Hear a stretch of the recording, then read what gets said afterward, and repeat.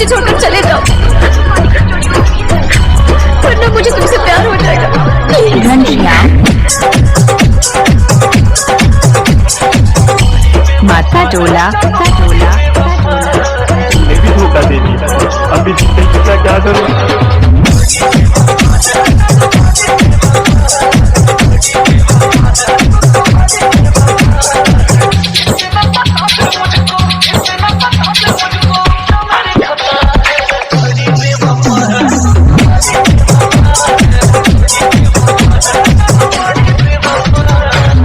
सुन, एक काम कर, जहर ला के दे दे मुझे, प्यार तो कैसे दिया नहीं जाता।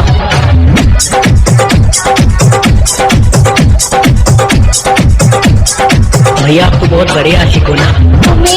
घनश्याम सिद्धार्थ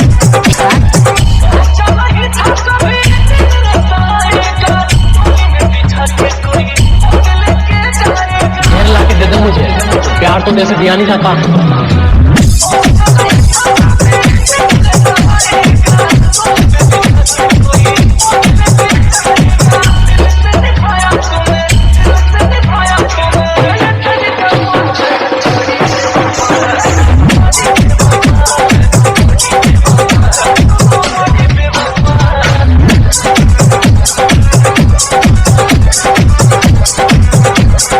प्यार के लिए सब कुछ कुर्बान कर दिया।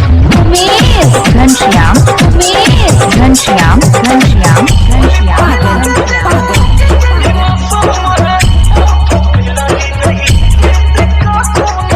तो मुझे छोड़कर चले जाओ, वरना मुझे तुमसे प्यार हो जाएगा।